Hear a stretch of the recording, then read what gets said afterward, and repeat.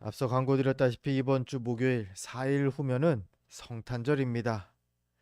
2000년 전에 성자 하나님께서 한 아기의 몸으로 이 땅에 오신 날, 그날을 기념하는 날이지요. 기묘자요, 모사요, 전능하신 하나님이시고 영존하시는 아버지시고 또 평강의 왕이 탄생하신 것입니다.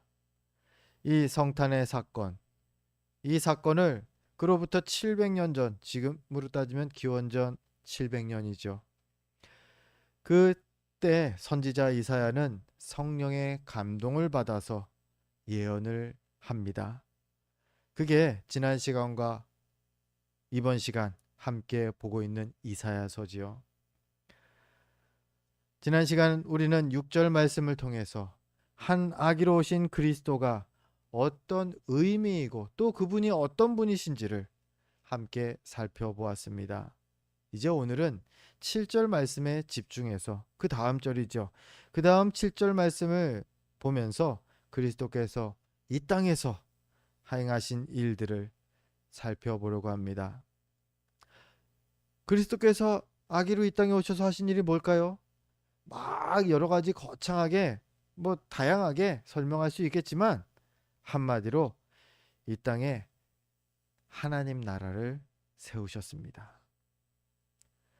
이 땅에 오셔서 한 거 하나님 나라를 세우신 거예요. 하나님 나라 즉 천국을 이 땅에 그 천국으로 가는 문 또 천국을 이 땅에 이루셨다라는 겁니다.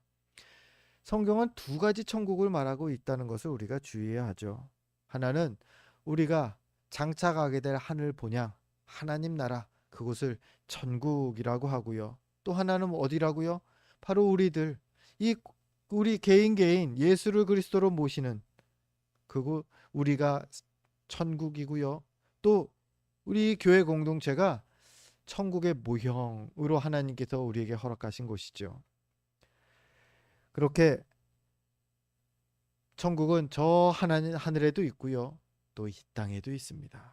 오늘 말씀은 이 한 아기가 세우신 이 하나님 나라에 대해서 설명하는 내용입니다. 선지자 이사야의 시선에서 보면요. 아직 이루어지지 않은 일이죠. 한 아기가 그리스도가 메시아가 장차 이 땅에 오실 것이다. 그리고 그분이 세우실 나라는 이러할 것이야. 이게 7절입니다. 우리 7절 말씀 먼저 함께 같이 보겠습니다. 함께 읽습니다. 그 정사와 평강의 더함이 무궁하며 또 다윗의 왕자와 그의 나라에 군림하여 그 나라를 굳게 세우고 지금 이후로 영원히 정의와 공의로 그것을 보존하실 것이라. 만군의 여호와의 열심히 이를 이루시리라. 아멘. 첫 번째, 그 정사와 평강의 더함이 무궁한 나라라고 말합니다. 뭐냐면요. 이게 아마 그 나라의 그 내정이라고 그러죠. 내부적으로 그 나라가 어떠한지를 설명한다 이해하시면 좋겠습니다. 좀 낯선 단어가 나옵니다. 정사. 정사가 뭡니까 여기서?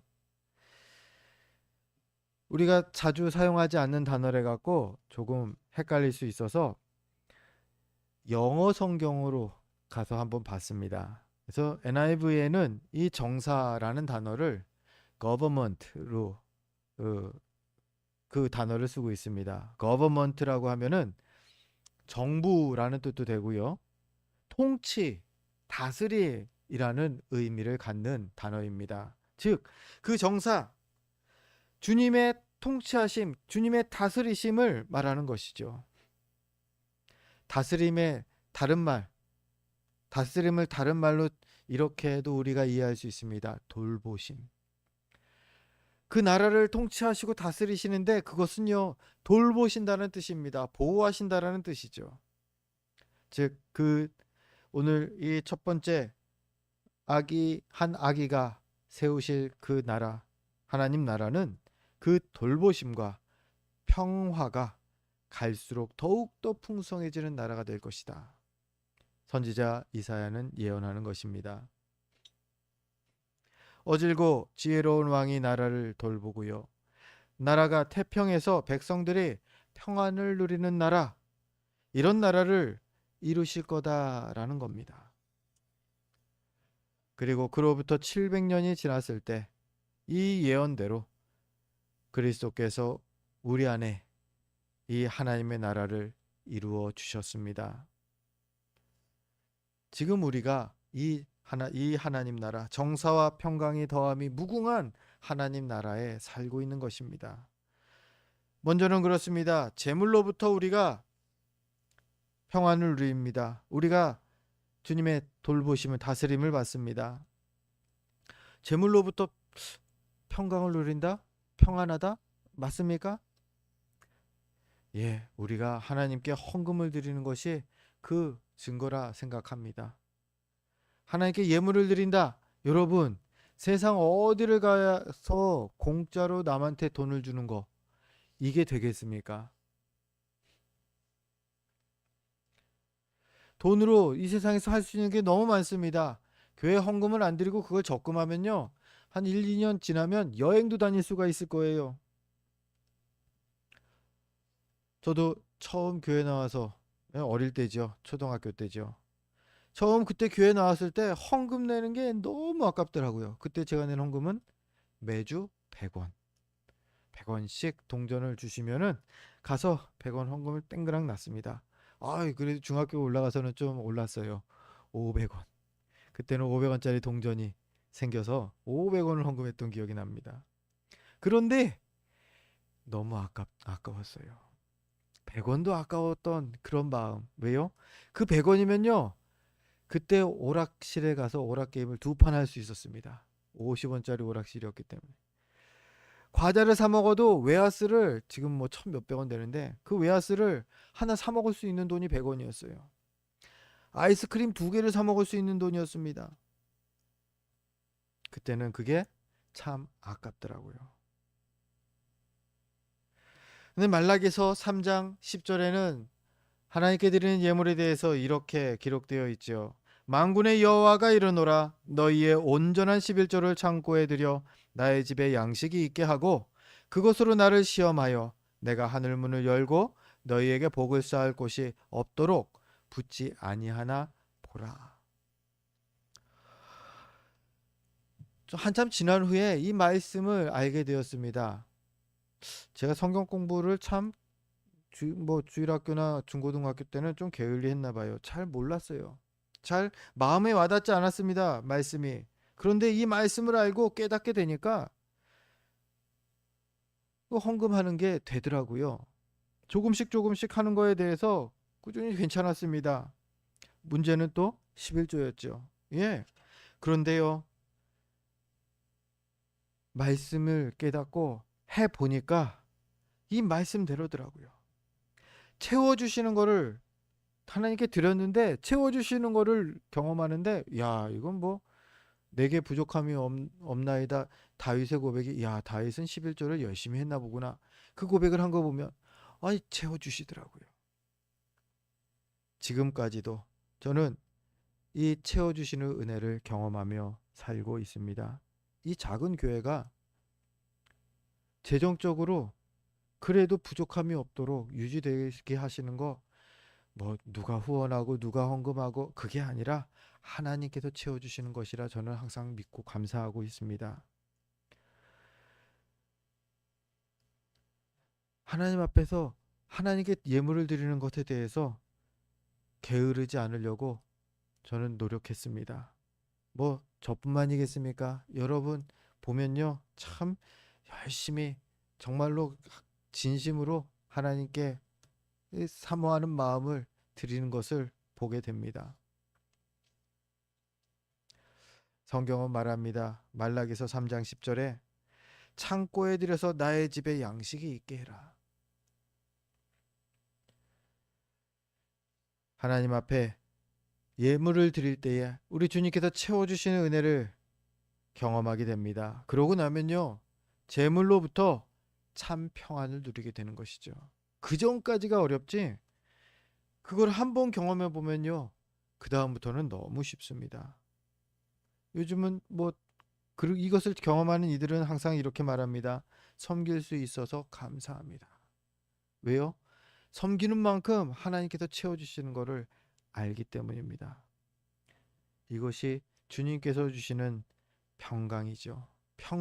이 평강이 더하여지고 더하여지고 더해지는 것이 하나님 나라, 즉 우리에게가 지금 거하고 있는 하나님 나라라는 것입니다. 또요, 염려로부터 우리에게 평안을 주십니다. 걱정과 근심, 여러분 없는 사람이 어디 있습니까? 베드로전서 5장 7절에서는 그것에 대해서 이렇게 말씀합니다. 우리 주보를 보면서 베드로전서 5장 7절 함께 읽습니다. 너희 염려를 다 주께 맡기라. 이는 그가 너희를 돌보심이라. 아멘. 걱정, 근심? 여러분, 뭐 없을 수는 없죠. 그런데 걱정해 보셨죠? 근심해 보셨죠? 염려해 보셨을 겁니다. 그래서 걱정하니까는 해결이 되던가요, 일이? 걱정한다고 해결되는 거는 없습니다. 걱정을 해도 될 일은 되고요. 안 해도 될 일은 또 됩니다. 걱정 근심은요, 우리 마음만 힘들게 하지 현실을 바꿔주지 않습니다. 오늘 성경은 이렇게 말합니다. 너희 염려를 다 주께 맡겨라. 주님께서 너희를 돌보신다. 그 정사가 그 더함이 너희 삶 가운데 무궁할 것이다. 주님이 돌보신다라는 거예요. 다스리신다라는 겁니다. 괜히 걱정, 굳이 염려할 필요 없다. 그래서 주님의 나라에 거하는 성도는요, 염려하지 않습니다. 근심하지 않습니다. 왜요? 주님이 다스리시니까요. 주님이 돌보시니까 말이죠. 그렇습니다. 이 아기 예수님께서 세우신 그 나라에 거하는 백성들은 재물로부터 평안하고요. 염려로부터 자유합니다. 또요, 죽음으로부터 또한 평안을 누리게 됩니다. 고린도후서 5장 8절입니다. 같이 읽겠습니다. 우리가 담대하여 원하는 바는 차라리 몸을 떠나 주와 함께 있는 그것이라. 아멘. 사도 바울이 고린도 교회에 보낸 편지 내용입니다. 바울은 이렇게 고백해요. 우리가 담대할 때에 담대함으로 원하는 것은 그냥 내가 몸을 떠나서 주님과 함께, 즉 죽고 주님과 함께 있게 되는 그날, 그거를 바란다 말하는 것이죠. 뭐예요? 오히려 사는 것보다 죽는 것을 더 사모하고 있는 그러한 기록. 사도 바울은 이렇게 고백합니다. 단 담대하여 원하는 바는, 누가 죽기를 좋아하겠습니까? 죽으라고 한다고 죽으면은 그게 하나님께 뭐 칭찬받을 일이겠습니까? 아니죠. 그 얘기가 아니라, 죽는 것을 뭐 권유하는 얘기가 아니라 죽음까지도 우리가 자유할 수 있다 라는 것이죠. 죽음으로부터도 우리가 평안을 지킬 수 있다. 불안하고 죽을까봐 염려하고 걱정하고 그럴 필요가 없다라는 겁니다.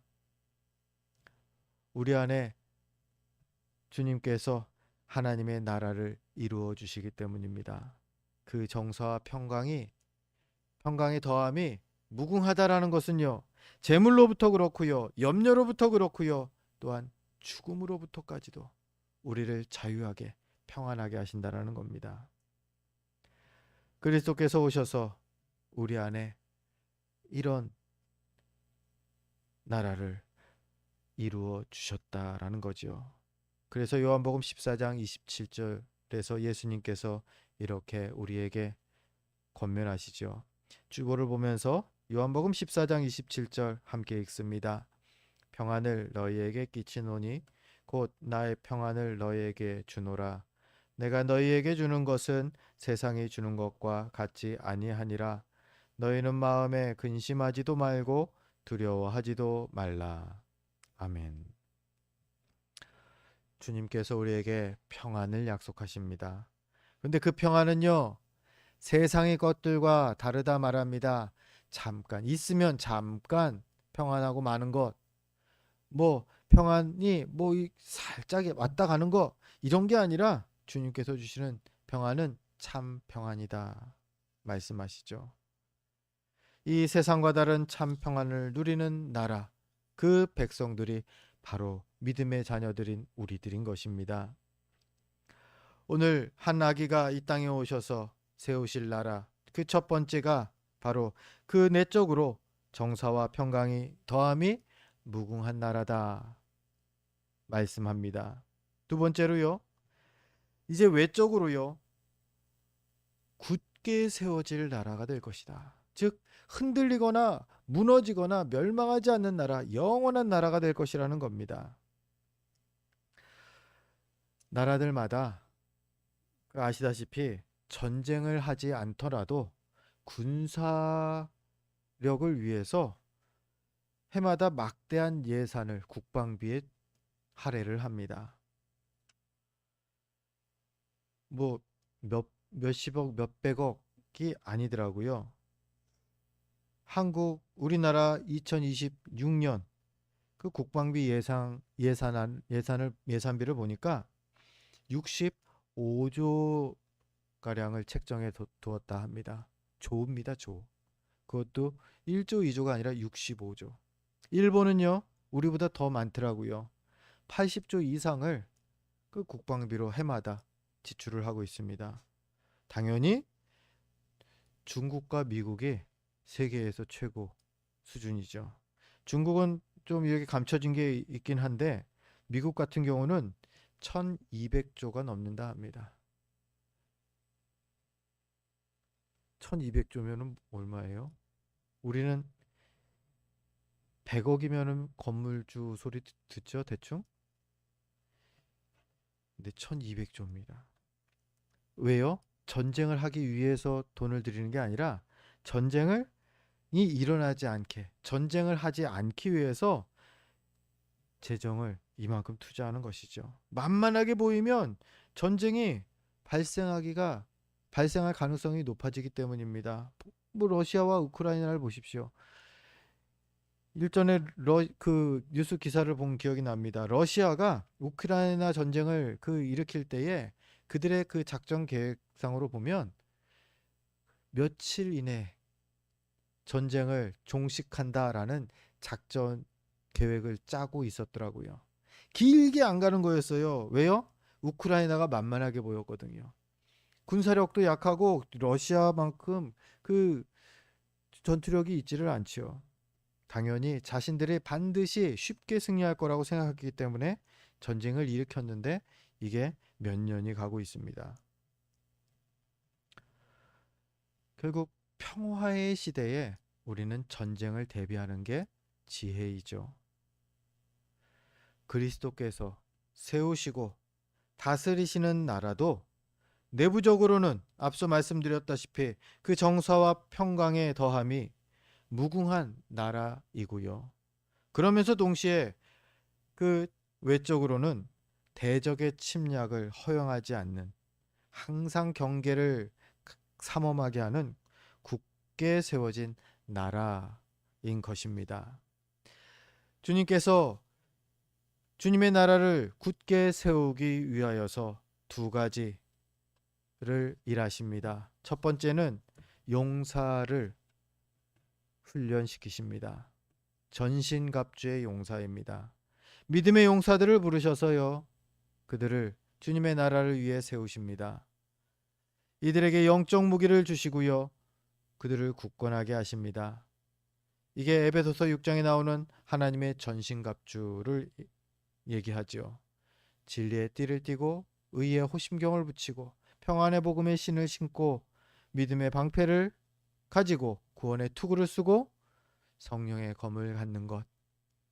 하나님의 용사들, 믿음의 용사들의 모습입니다. 그렇게 해서 대적이 주님의 나라를 침노하려 할 때에 그들을 물리치게 하시죠. 그런데 이것도 하나님의 방법이지만 더욱더 근본적인 하나님의 방법은 바로 이것입니다. 그리스도께서 무엇보다도 그 군대 앞에 서서 대적과 친히 싸우신다라는 겁니다. 우리도 뭐 아시는 분은 아시겠지만 전쟁은요, 대장 싸움입니다. 대장 싸움. 아무리 뭐 병사 2등병이 1병이 뭐 죽었다고 해도 전쟁은 끝나지 않습니다. 붙잡혔다고 해서 포로가 되었다고 해서 전쟁에 뭐 이렇게 확 판도가 바뀌지 않습니다. 그런데 대장이 붙잡혔다, 대장이 죽었다 하면 전쟁의 판도가 확 바뀝니다.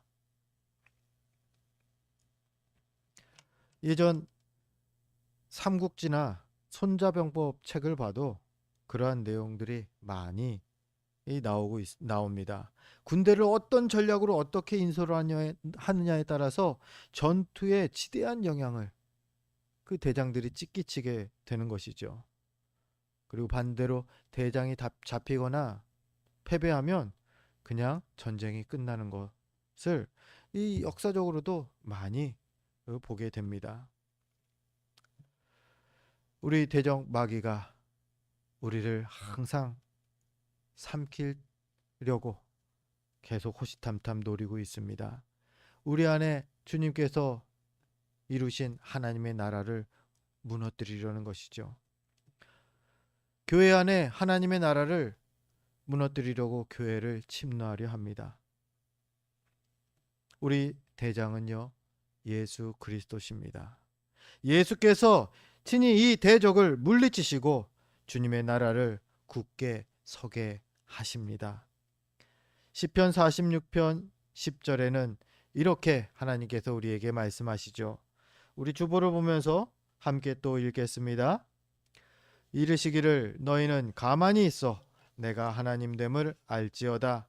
내가 문 나라 중에서 높임을 받으리라. 내가 세계 중에서 높임을 받으리라 하시도다. 아멘. 우리가 무엇을 해갖고 이겼다가 아니라요, 우리가 그냥 잠잠히 전투에 참여해서 뒤에서 와 소리만 지르고 있는데도 하나님께서 앞서 싸우시면서 우리를 승리한 군대로 만들어 주신다라는 겁니다. 너희는 가만히 있어라. 그러면 내가 너희의 하나님됨을 너희가 알게 하겠다. 그렇습니다. 주님의 나라는요, 주님의 용사들이 훈련받고 세워지는 나라이기도 하지만 무엇보다도 주님께서 친히 싸우셔서 승리하시고 굳게 지키시는 나라인 것입니다. 이제 한 아기가 이 땅에 오셔서 세우실 그 나라, 그 나라의 특징을 세 번째로 선지자 이사야는 이렇게 말합니다. 영원히 정의롭고 공의로운 나라가 될 것이라고요. 나라의 건국 이념은 헌법에 담겨 있습니다. 각 나라의 건국 이념이 각 그 나라의 헌법에 잘 기록되어 있죠. 대한민국 건국 이념, 그 나라의 중요하게 여기는 그 이념 중에 하나가 그 헌법에 남북 통일로 되어 있습니다. 헌법 1조 4항에 이렇게 기록되어 있습니다. 대한민국은 통일을 지향하며 자유민주적 기본 질서에 입각한 평화적 통일 정책을 수립하고 이를 추진한다.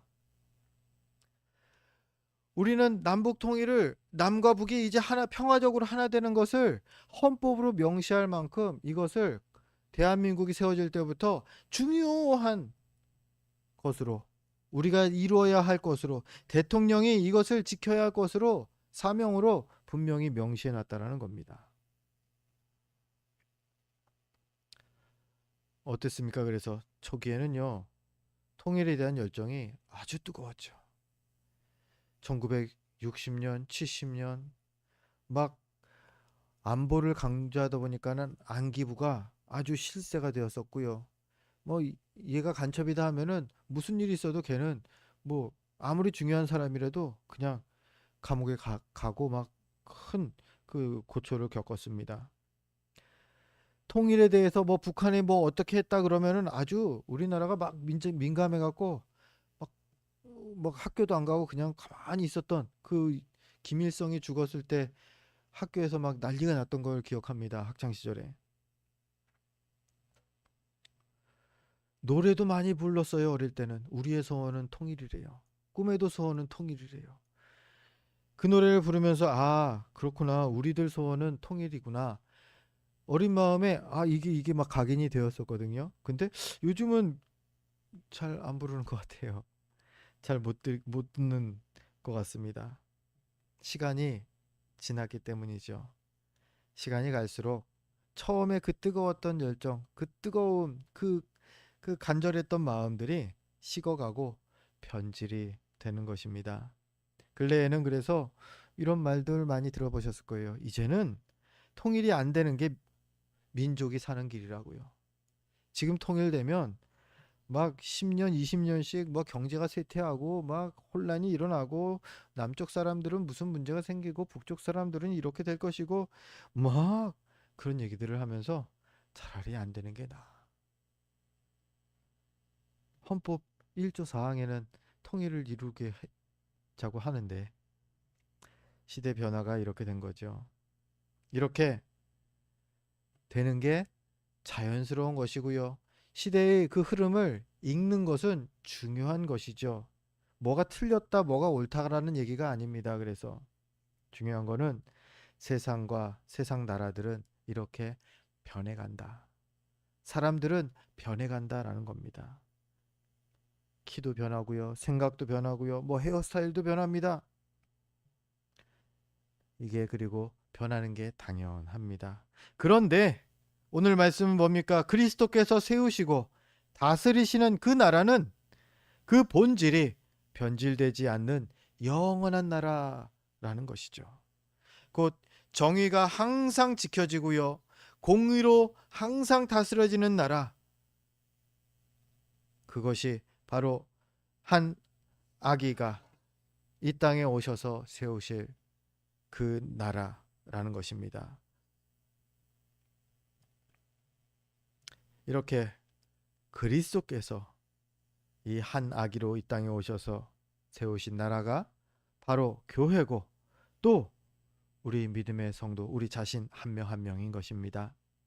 말씀을 통해 정의와 공의로 다스리시면서 그 다스림과 평강이 더욱 넘치게 하실 뿐 아니라 대적을 친히 멸하시고 교회와 우리를 항상 굳게 세워 주십니다. 이 모든 것을 이 주님의 나라를 이루시는 것 그리고 지금도 이루어 가시는 것 이것을 주님께서 친히 담당하시죠. 그 증거가 바로 2000년 전 이 땅에 오신 아기 예수이십니다. 다윗의 혈통을 준비하셨고요. 이스라엘의 흥망성쇠를 하나님께서 구약의 모든 것을 주관하시고요. 구약의 메시아 예언을 그들에게 주셨고요. 그리고 결국에는 한 아기를 탄생하게 하셨습니다. 하나님 편에서 생각할 때에 여러분 이게 참 선택의 여지가 없어서 이렇게 선택하셨을까 생각한다면 그렇지 않겠죠. 오히려 가장 쉬운 방법은 인류를 그냥 다 없애버리고 새로 시작하는 거. 하나님 편에선 그게 오히려 쉬우셨을 거라는 겁니다. 아니면요, 뭐 그냥 쉽게 하나님 편에서 공의라는 단어만 포기해버리면 되었을 겁니다. 그럼 굳이 십자가를 지실 필요도 없으셨어요. 공의만 포기하고 그냥 야 조금 타협도 하고 좀 편법도 가지고 우리 같이 살자. 그랬다면요 우리 죄 그냥 용서해 주시면 되잖아요. 굳이 십자가 없이. 그렇게 했다고 하셔서 누구도 반박하지는 못했을 겁니다. 그런데 굳이 인류의 죄값을 친히 지불하시겠다고 가장 번거롭게 가장 힘든 길을 택하신 것입니다. 친히 이 땅에 오셨고요. 고난을 감당하셨고요. 십자가를 지시기까지 하셨습니다. 왜요? 이게 옳으니까요. 우리가 살면서 우리도 많이 경험하죠. 옳음과 쉬움의 그 갈림길에서 고민하게 될 때가 많습니다. 이게 옳은 건 알겠는데 이게 쉬워요. 이게 옳은 건 알겠는데 이걸 타협하면 나한테 이익이 있습니다.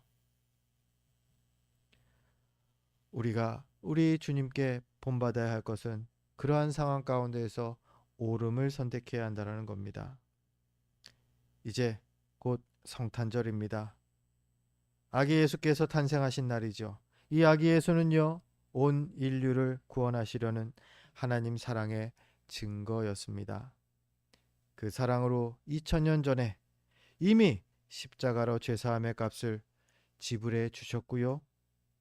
믿는 모든 이들에게 구원의 은혜를 베풀어 주셨습니다. 그리고 이것이 하나님의 열심의 결과라고 오늘 성경은 말합니다.